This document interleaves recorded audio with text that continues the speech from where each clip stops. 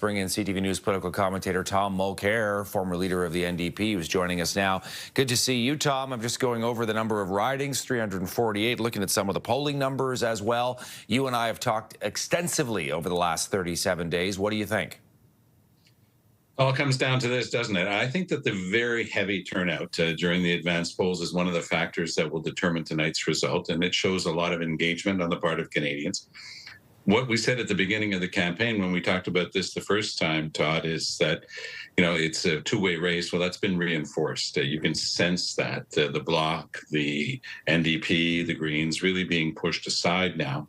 And it being a race where, the Conservatives, even in the most recent polling, it shows them at a level that would have in the past, if Stephen Harper didn't get more votes than what Mr. Poilievre is predicted to get. But it's not going to be enough if Mr. Carney does best him by the several points that are there, mostly because the Liberal vote is much more efficient. So it comes down to that.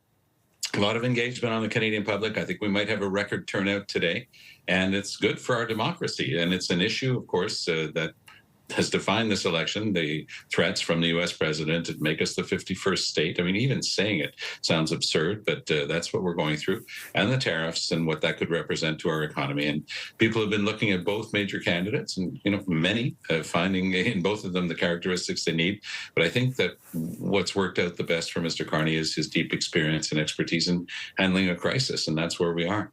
You are coming to us from your home province of Quebec, 78. No, I'm actually in Toronto today. Because I'm doing my coverage with CTV out of Agincourt. Wait, you're in the same building as me, so I'll have to say hi when I get off the air.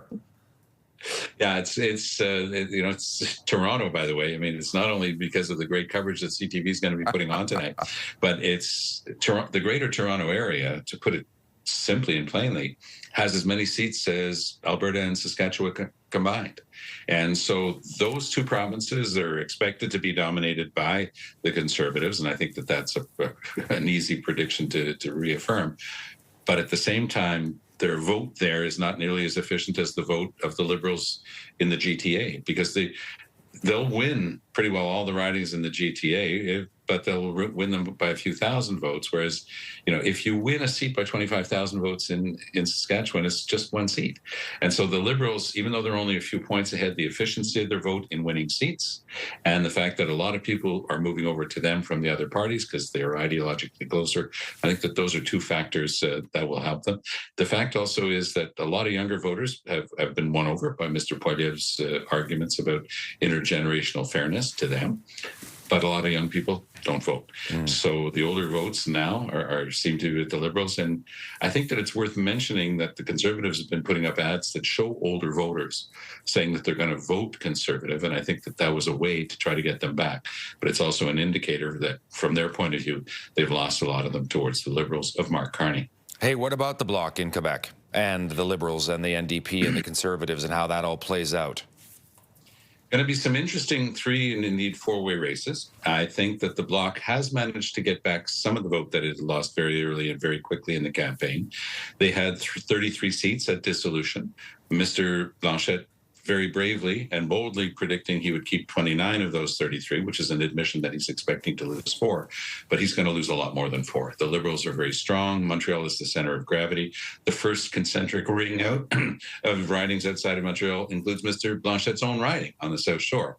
And he is in trouble in his own riding. Now, he'll do like Mr. Poilievre did when he got indications from his organizers that things could get tough. They'll push all of the volunteer resources that they need and that they have into his riding to try to shore him up, and that'll probably work, although he is actually in real danger of losing his riding, Todd.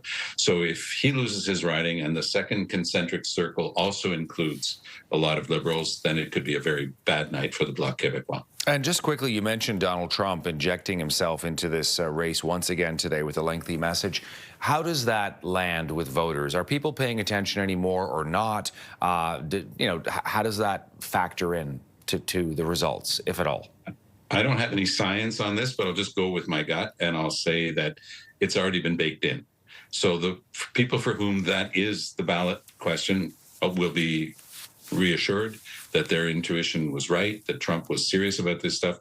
There is an existential threat to Canada, and that might keep them with Carney and the Liberals. Others might just shake it off and say that they're going to stay with Poilievre, but I still believe that that's become the ballot question. The overarching narrative of the campaign is who's best to deal with this guy south of the border. Are you willing to give me a quick prediction before we go?